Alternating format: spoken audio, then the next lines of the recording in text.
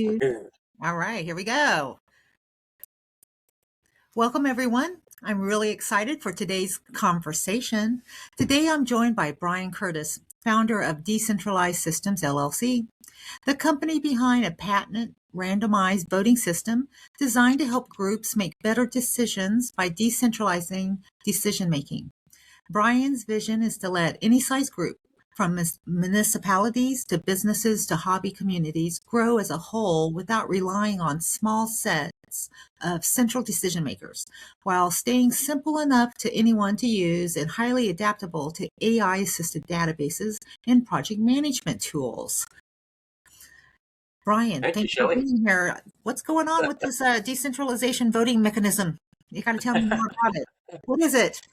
Well, just any size group. Let's say, actually, I just went golfing earlier today with some friends, and I mean, the idea is to make it so that you can get a consensus from any size group. Huh? Let's say if you got 10 golfing buddies and you want to decide, well, I want to go to this, golf course here on this date, you can throw it at the group and then get immediate feedback and then find out, well, that doesn't work for half of the people, but then it works through the system so that you find out what works for the most number of people. Very Ideally, interesting. yeah, I mean that's true of any group. When you're creating anything, you want to make sure that what you're creating isn't negatively impacting some part of the, I always like to say, the body, because you can look at any group of people as a body. And if you look at it, we're just cells in a body, just like our body. And you don't want to, if you're doing something with this hand that negatively impacts this hand, then eventually they're going to start fighting each other. So it's that simple. True words from a project manager. Okay, so you've patented a randomized voting system specifically to help groups make better decisions, as you're explaining, by decentralizing who gets to decide what. When did that idea really crystallize for you, and what was this? This has to exist moment where you saw how much value outdated centralized decision making was heavy on the table. Now, listen. You just came from the golf course. You just told us that. And this idea of you, that this decentralized voting system, how far back did this idea really originate? Go back into the days of when you were a child. Like, what were you doing as a child?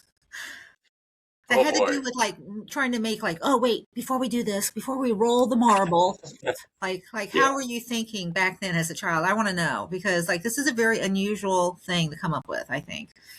Actually, the story and how I came up with it is very interesting because, and it's not from childhood, although, I think all of us have dreams in our childhood when we're young and our imagination is flourishing about what kind of world, could the world be different? How could things be, better or you see the world differently, right? Like your crayon drawings, you're drawing what you're perceiving, you think you're seeing with the crayons, and because your imagination isn't tarnished yet from reality. Your imagination is really flourishing, and things come to mind, and I often wonder about how much of the things that we dream of are actually real, of maybe of other lives we've lived, or maybe of the future. Who knows? When we start thinking about quantum physics, how much is being tied through that we're actually thinking, when we're a child. But to answer the question, I actually had a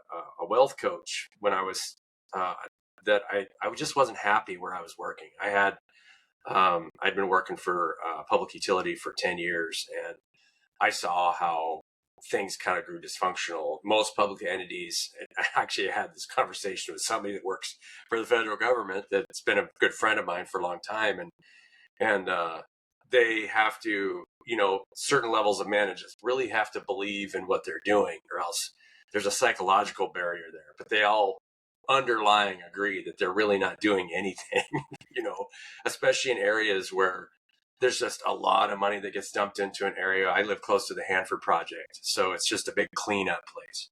And every year they just make the budget work. That's their job, is just to make the budget work. And people don't feel fulfilled there. You can ask anybody that works there, and and that's just the way it is. So I saw a lot of that in the, just on the public sector for other reasons. But I took a leap of faith. I decided to just quit my job, and I had no idea what I wanted to build or what I wanted to do. And it was probably, I think it was either on the second night or third night after I quit my job, and I was laying in bed. And it was about, I looked at the clock and it just kind of popped into my head because I'd been stewing over, okay, how can we work together as a group that would be much more healthy, where everybody can be heard and everybody has the potential to say no, or somebody has the potential to amend whatever the current cycle of idea is. And it was 11:44 on the clock. And I looked and I just thought of just randomizing from a group. And then that idea grew. And you have to think about all the ways that we get feedback from each other. And I started to build an idea around that. And it took several years before I could really pull the concepts together and kind of build a white paper around it. Mm. And that's really the story. I did not know when I quit my job. I had no idea what I was going to do. And maybe you could call it divine inspiration or, whatever. It was just, my heart was really, because I found out from a long, previously that I could have stuff, I could have vacation houses, but I really just wanted to spend more time with the people that I worked with and I lived with. And I Right. wanted to figure out the best way that we could do that. Yeah. And I had to come up with some kind of basis for that, I guess. Yeah. So you figured it out. So that's a very interesting story. Thank you for sharing that. So the hidden costs of outdated tech and decision making. The whole premise in that is that many groups are still operating with very centralized, often political decision processes in a world where the stakes and complexity keep rising. So from what you've seen, what do leaders consistently underestimate about the real hidden cost of those outdated systems in terms of the speed, the risk, or even talent retention? Yeah, that's the hard part. If there's not clarity of purpose, you can have clarity of a group of people that really understand what the goal is. But if you don't really believe in what you're doing, then your heart isn't driven to do that thing. Mm-hmm. Uh, you really have to have, you'll kill the heart if you try and drive it in a direction that it doesn't want to go. And the heart always wants to grow closer to the people around it. And so what are we creating to do that?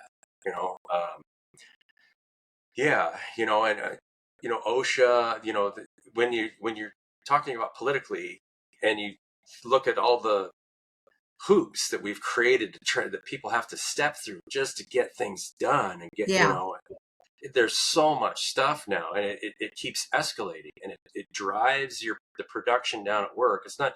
It ends up physically, you can view it and see it as a production loss, but what's happening on the back end psychologically isn't readily seen. You really have to understand that most people just don't want to be overregulated. I don't think any of I us know. do. Yeah. You know, It is true. I believe that too. So with the from concept of deployable product, the idea of that decentralized randomized voting that you talk about, that you have a product around, right? Sounds almost philosophical at first, right? But you've gone far enough to patent it and start building a real company structure around it. And so I don't think our audience quite understands what it is that you've invented. And so maybe you can clarify for our audience what it is that you have. Is it a piece of software? Is it a mechanical yeah, box? it's a Because like I think concept. people think you're going into like a voting booth or something. So explain to us what's Right. going on.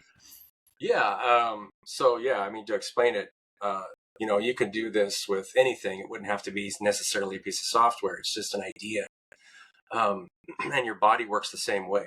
Your body is constantly monitoring, your brain is constantly monitoring the body. And if there's an input somewhere, it has to randomize from the whole body and then decide. You're constantly making decisions as what's the least path of resistance in the body. It's like an electrical circuit. So the idea is to get like a percentage acceptance rate for a group, any size group, and then figure out, okay, how many people if they were to unanimously say yes for this idea, how many people would fit that acceptance percentage rate? Let's say you've got 10,000 people. Okay. And you want an 80% acceptance rate, so that you can say that 80% of the people would agree on that idea. How many people would unanimously have to say that yes for that to be an 80% acceptance rate? And there's actually math behind that. For 10,000 people, I think it's under 200. So if let's It say sounds like 100, a lot, but it's not when you're dealing with big numbers. You know yeah. what I mean? Like, So yeah. yeah, so if you randomize 160 people out of that 10,000 that all said yes, then that would represent an 80% acceptance rate of that whole group. We do similar things with representatives in Congress, right? You're trying to get the consensus of that state in Yeah. and two senators, and then however many representatives for the number of people in that state. Right. That's the idea behind what the founders were doing. And so I'm just kind of taking that concept of consensus, but making it randomized so that everybody has an opportunity to say yes or no or amend that idea. And at the same time, everybody has access to what's going on in the background and can talk about it, so that even the people that get randomized are seeing, oh, wait, Bob from, Sioux City Uh-huh. or whatever says that's a great idea, but we could just do these couple little things to make it better. And that way you're accessing so much of the group Uh-huh. that, innovation, the idea is that innovation would speed up exponentially. So, so this patent, it's a patent on a process. Is that what it is? Yeah. Originally I patented a process. It was a provisional patent, but I actually let that provisional patent run out. And so Okay. I was just going to license the software. And so, for as far as the intellectual property, you just own the logo and the trademark for what you're building, and then let the attorney sort it out once you actually build the MVP. Yeah. Interesting. So this podcast would be helpful for you. Oh, I understand the process. I've been in it for a while. It's just you just have to throw a lot of money at somebody, to make it bulletproof before you start building it. And that's true with any piece of software, because Yeah. you try to get your licensing agreements down really good before you even get it to market, because if you Yeah. don't, then it's not a protected asset. Yeah. So Oh, crazy. So the adoption dynamics and change management around this, anytime you touch decision making, you're touching power structures, yeah. habits, and culture at that organization. When you've explained the system to potential partners or early adopters, what reactions have surprised you most, both positive and skeptical, and how have those reactions shaped the way that you pitch or implement this product now? Well, that's really interesting, because it affects different people at different levels for different reasons. Uh, most 99% of it has been generally positive, but it's just like if you're the only one promoting something, and I don't know anybody in this space. Decentralization's been around ever since Bitcoin came out, and actually the way the decentralized coins prove themselves is the exact same way. It Oh, randomizes on the net, and then it gets confirmation from various spots before it actually moves. That's how each okay. coin moves. And so, in a way, it's very similar, but nobody's ever really applied it to how people validate their own group. And so, uh, I would say it's primarily positive. People say, "Oh, wow, that's a really great idea.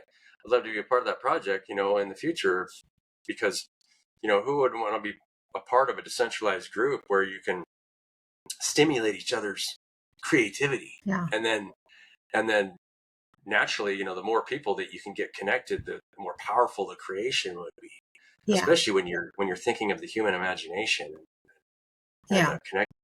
So for So sure. is the patent on the process and software? I'm confused. Well, you can patent a process. You can't patent software. Oh, you cannot. Okay, I didn't know that. Yeah, yeah. Because So, but and with so when you go and do a pitch, you've got something you're showing on a screen, which is the software. Is that correct? There's a front end. correct. Yeah, Okay, and so you then can get a software licensing agreement for software that doesn't enable somebody to just copy the software, or maybe even the idea behind the software for a okay, certain amount of time. But patents you can patent processes, and you can patent, specific things like tooling. If you've got And those Okay. patents are good for usually 20 years before they run Wow. out. Yeah. Oh, interesting. Huh. On processes, are the patents, it seems like I always watch those shows like Shark Tank and all that and other things that were out before Shark Tank. And so on a process patent, like it seems like you could just like change a very minor thing and the process has changed. So Oh, so then for sure. does the process then be different in the patent? Then it's not applicable? Yeah. Well, and I thought about this for a This we can while. cut out. We don't need to leave this in the podcast. This is a Shelley question. It's not one of his regular questions. Oh no, this is great. And I've thought about this for a long time because, if you, how can I patent something that's just how the body works? I can't. How can I be the owner of just a natural process of just how you make even body makes decisions within itself? Yeah. And I think it would be in the best interest of, even if I built something, that if somebody made something that was better, or partnered with me to make whatever I'm trying to build better, that's I want to keep the intent of what I'm trying to do as good as possible. And Yeah. I from a and this is something that I've understood is my whole life, is I've always been protected if I keep my intent pure for the people around me. Yeah, that's Um, true. So that is like the authenticness of, and like you hear that word all the time being used about individuals, and it's very easy to apply to your situation here on what you're talking about yeah, and because there's a I human really want, element to what you're doing here.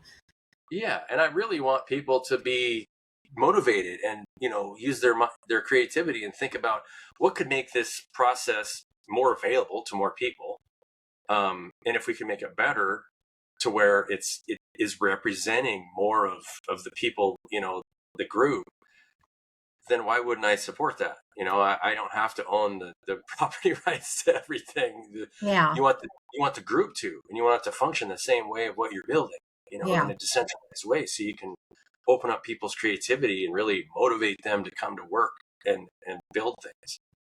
Motivation's a hard one, man. I think people's motivation's a hard one to tap into. I know I can look inside myself, and my motivation today is completely different than it was just 3 years ago. So it has nothing to do with what gets me going to get to work. Like it's an internal, thing. And I think my motivation, like compared to my friends, it's completely different and over the top different. Like they don't even know what's going on with me right now. So it's like motivation is a whole nother thing. But I was trying to think like what you're talking about. It reminds me, part of my education when I was going through undergraduate school, um, they had us work in groups and for like the senior core paper, in order to get that undergraduate degree. Yeah, Made us work in groups, and you got to remember my age here. So like we didn't have computers back then, so like you had to go meet at a library, work together with paper, yeah, and like try to come up with this paper that was together as a group. And we were basically duking it out with each other's personalities because like it wasn't a good mix of personalities on whatever the topic was assigned by the professor, and we didn't have much choice in that. And then we just were all from different backgrounds, and it was just a really painful group to go through on the very last semester of college, right, to get this senior paper yeah, out the door and be able in order to graduate. And so so the concept back to being able to have a say and and kind of being decentralized, it kind of touches when you were talking about it, it made me immediately go back to that instance because in that instance we were kind of centralized. We were all, it wasn't a corporate environment, but we were a group at that moment, and we were supposed to technically all have like feedback into the decisions that were being made on a group paper that it affected all of our grades. So we all had independent grades, but that one paper we all had to contribute to, and it was awful. I think people were going to like drop out, like they were going to give up the last like 4 or 5 years of whatever they were doing just because of that stupid paper. And I remember people just getting mad at me. I don't even remember why now, but I can remember the person, exactly what they look like, and just hating on me. And then you're just wondering where the guy that used to be the DJ that worked at the music place, on the campus, that was his part-time job through college. Like, he never showed up at the meetings, and you're just wondering what was his contribution to that paper. How was he going to make, his decisions on what we should write about in the paper? But this concept of what you're talking about, being able to contribute, it's like the grown-up version of that, but it's in a bigger level. It's in the corporation level. Yeah. And it occurs to me that you kind of had two really limiting factors there as far as people really loving that part of that project. They had it was an required. idea. It was required, It was a right? required thing, and it was something that was pushed on you, a concept or an idea that you weren't able as a group to use your creativity and just decide whatever you wanted to create. Yeah. And B, kind of a time restraint, because There there's a was a lot of time stress. restraint, and then the topic was very difficult for me. I couldn't relate to it. And then what's ironic, it was just out of my wheelhouse. It was I can even to this day remember what the topic was at the time. So I don't know where you're located. I'm in the state of Kansas, and at the time, this again, I'm really dating myself here, and I was kind of late getting out of college. It took me a little longer than 4 years to get through college. But at the time, back in the 90s, I should have been graduated probably in the 80s, but it took me a little longer to get through college, like I said. They were closing all the mental health facilities and letting patients like back into civilization. So they were like closing the doors on the mental health facilities. And so people that probably needed to be regularly in a home of some sort or hospital were now out on the streets. And so it was about, people, mental health, it was something about mental health and the closing of the mental health facilities and the danger of people being homeless, and Yeah. then the increase of the homeless population and the projection of that population into this century that we're in now. So it's kind of like, all right. And I just, at the time, we didn't see any homeless people in this little rural town. Like, that wasn't happening in this town we're at, but the mental health facility that they closed was within like 35 miles of this town. So they were around, we just weren't seeing them. Like, they just weren't visible. They were in the trees or whatever, or under the river, or wherever they were living in their camp. Yeah. Yeah, they were there. We just weren't seeing them as college students. And, Yeah. but yeah, you're absolutely right. We had no choice on the topic. It was time constraint. So you're in a library researching without computers.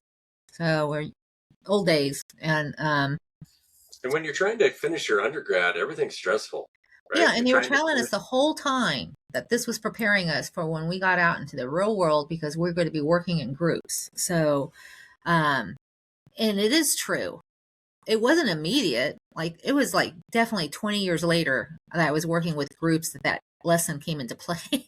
It wasn't my first job after graduating with a degree, but it was like 20 years later that, like, yeah, I was in group settings then finally where that maybe that lesson came into play, but not my first job right out of college. It was so painful. I don't know why they made us do that. I think they still do. I think colleges do something along that lines, but now with technology, it's a lot easier virtually in a group setting in some type of share room. It's not as painful. It's like this, like it's kind of a technology podcast group thing, right? Zoom calls, team calls, or whatever they're doing. So on your, when I read about what you invented, when I first introduced you, and I thought you had invented something that when people had like some type of pre-election like discussion, and maybe it was being used in the halls of the local jurisdiction, the local county offices or Yeah. something, but it's not. This is not what it's being used for. Yeah. Yeah. I mean, you could use it for anything. Like I said, golf groups. I always thought homeowners associations would Oh, appreciate it perfect. Oh my gosh, because, yes. you know, Yeah. I've only been a part of a couple, but everybody you talk to that's in a homeowners association complains about it because they don't have, most of the time, they don't have control over what the stipulations are for the homeowners association. It's like, well, I can't paint my my fence yellow because it screws with the bylaws. Yep, I mean, that's right. you should be able to, as a community, decide what the standard is for your community. It Yep. shouldn't be decided by a couple of people that lived there 50 years before that. If you own the property, you'd think you'd have some say over what the property looked like. Yeah. But in a lot of homeowners associations, you don't. You move in there after it's formed years prior, and you have no, you can't really amend what's going on there. Yep, I know. I live in an ungated one that was built, these condos were built in the 70s. And I do have a choice of like 8 colors for the front door. And yeah, for the front door. But the stucco they all have stucco, and that stuff is hard as clay, right? It's just like hard. And you can't change the color of the stucco.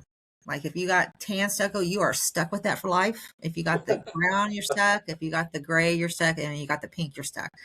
You can't go in there and like spray paint it some other color. You just can't. The fencing's gone through some type of evolution. So it's all cedar. And so when I first moved in here like 10 years ago, everything was stained. And then over time, I guess, the cost of stain got so expensive, and people started saying, hey, I can't afford to like stain my fence. Like it's too expensive. And so they gave them the option that you could let the natural look of the cedar just bleed through and not keep the uptick of a stain on it. You could just let your wood basically rot.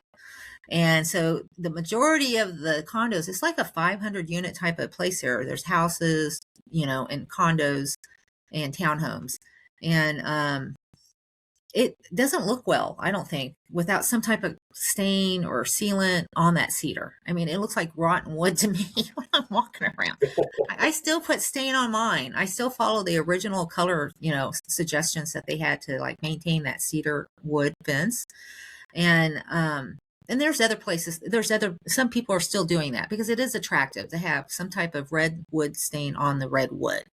But I know what you're talking about. I had a cedar shake roof on an old house that I had years ago, and if you don't treat it, it does look like it's a fire hazard after. Yeah, it looks like a dead piece of wood, right? It's just like a grayish color. Yeah. It's great roofing, and it lasts a long time, but it will look like it's not working. It looks neglected. It looks a little bit, like this is a rundown community. That's how I feel when I'm walking around. I'm kind of going, oh, I feel like I'm in the hood. Yeah. But, my lawn's getting mowed, so I'm good. So I'm happy. That's all that matters. But anyway, back to your questions. Okay, Jeremiah, cut that last piece out. Anything I was talking about, take it out. All right. It's not part of the podcast. So back to the questions for the podcast. All right, here we go. All right. So you position this as something that could apply to municipalities, companies, events, or even hobby groups. When you think in investor terms about scale and defensibility, where do you see the most compelling first beachhead, and how do you change your business model to capture a meaningful share of the value that you're creating as more groups adopt your system? That's a good question. It's something I thought about for a long time.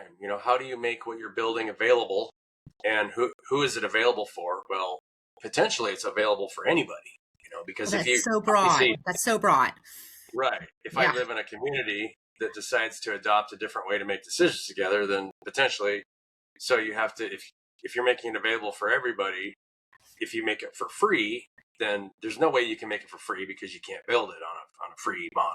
It's just, if you made it a not-for-profit, it would take years and years and years. So I thought about this. So why not just make it really cheap, like any other app that you can get on your phone, like $2 a month? Oh. And if you work the numbers, it's still profitable, because if you like a $1.99 app. Yeah, $1.99 app. It's where you just download it on your phone.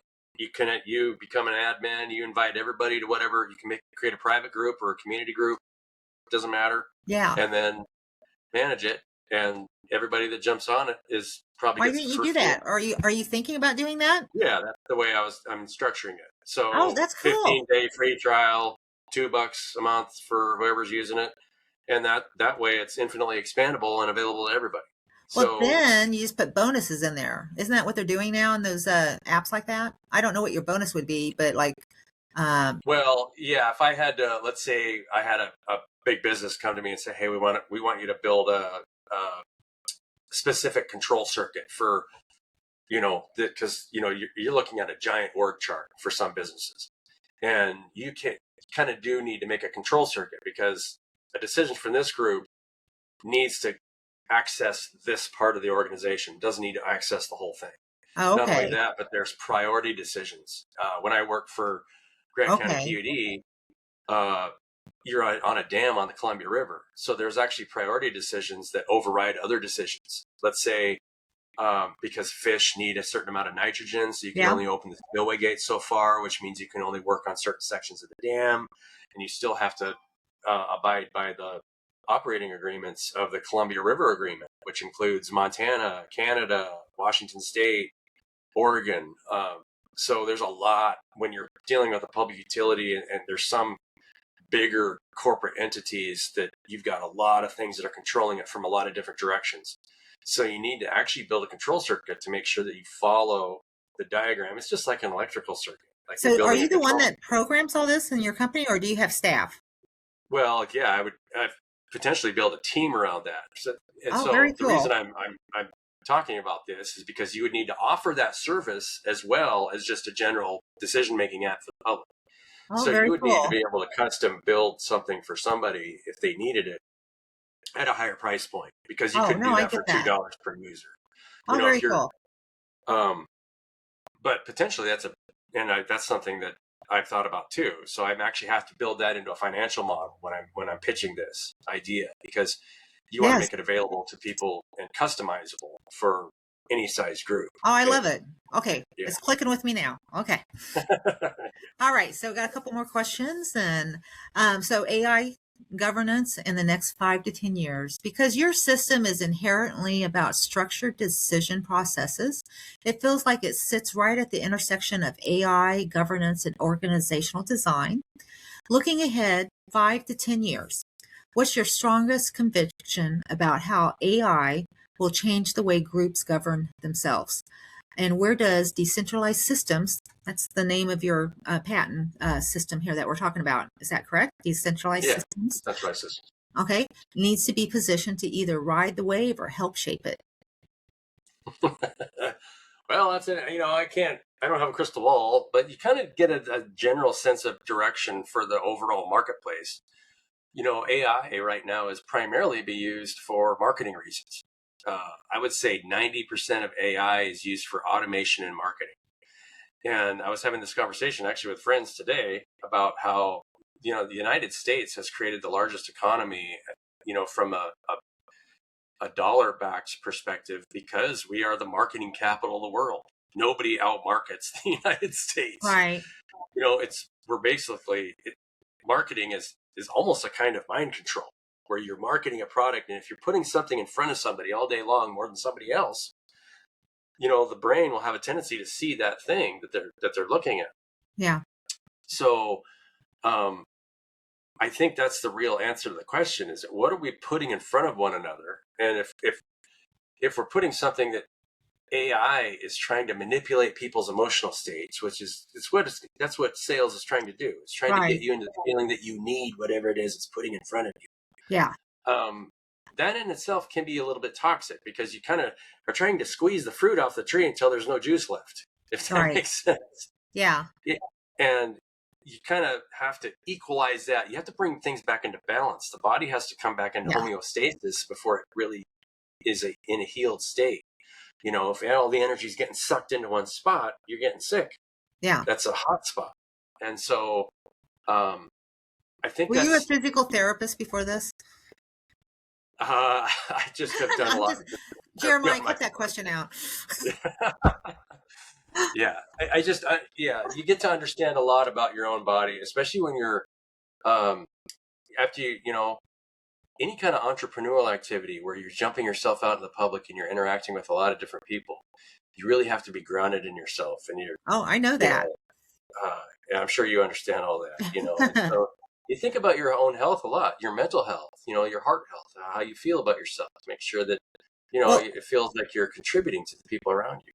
yeah, that was, let's get through this last question and then I'll stop the recording and tell you a little something about that. So, roadmap, capital, and what we're looking for. So thinking about your roadmap from here, technology, pilots, and commercialization. What are the one or two biggest unlocks that capital or strategic partners could provide over the next 12 to 24 months? And what kind of investor or partner profile do you think is the best fit for what you're building? That's a big question. Like, Yeah, have you that is a thought big about what question. kind of investor or partner profile that you're targeting? Yeah, ideally, you want to partner and people that invest into something that they believe in, for one thing, and that they would want to be a part of. The last thing I would want is a standby investor who's really not interested in creating something with a group of people. If you've got a lot of money back and you sit in your pocket, just sitting there, and you don't know where to put it, there's nothing greater than throwing ideas into a group and getting direct feedback and building something, and then seeing how that could, what could be greater than giving kids the power to create what they want to create Yeah. instead of training them to do some specific job that they really don't want to do in the future. Yeah. I That's talk how about my this all. son's feel right now. Or 28, I, yeah, I'm hoping he'll get interested in real estate investing and break out of his rut here by the time he's 35.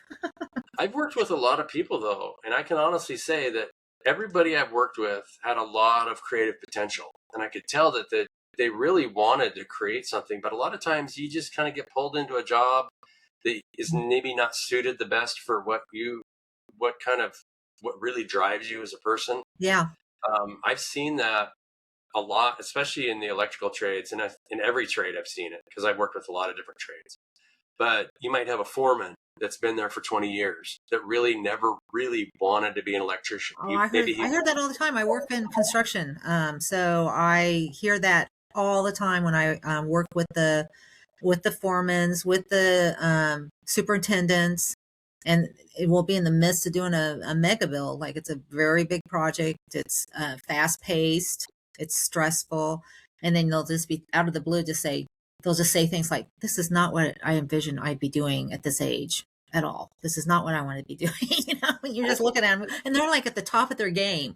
And you're like, well, you can't stop now. Don't stop building this now, Well, but like, that's the thing, is it kind of traps you, because once you yeah, get good at something, even if you don't love it, it's like, well, I'm good at it, so this is just what I'm doing, yeah, and you didn't follow the dreams from when you were a kid, and you yeah. forget what those dreams are. I You haven't forget forgotten what about I wanted to be when I was a kid. And I've had, people ask me about that now. And I was kind of like, I think that's why I kind of enjoy this podcasting. I've even said that, like, it. Yeah. I think it's a chance to, have a little bit of camera time or whatever you want to call it. And I mean, there was a reason I was in forensics back in high school because I liked doing that stuff on stage. Yeah. But, there was no money to be made when you're in Kansas. Like, I didn't have the dream to like drive a car out to California and try to make it in Hollywood. Like, that was not feasible for me at the time. I didn't see myself doing that. So I like got into the work grind, and it took me forever to get through college. It was just a thing I had to do. And I, wasn't from a family that thought in advance to put money away for college. So it took me a long time to get through college. But, here I am doing stuff I love now. And I do feel like I finally am finding my way back to things that make me feel authentic. And I'm doing things that drive me to be motivated, and like talking to people like you. I get motivated talking to founders and CEOs and seeing what they've done and where they're going. And I think that you did a really excellent job here, uh, educating me on your patent and what you are in the midst of trying to get out to more people. So I want to just tell you that we're wrapping up the podcast right now, and I wanted to thank you for taking time for sharing your insights. This was incredibly valuable, and I really appreciate your time and openness. And I'm going to go ahead and stop the recording. And we got Thank you, Shelley.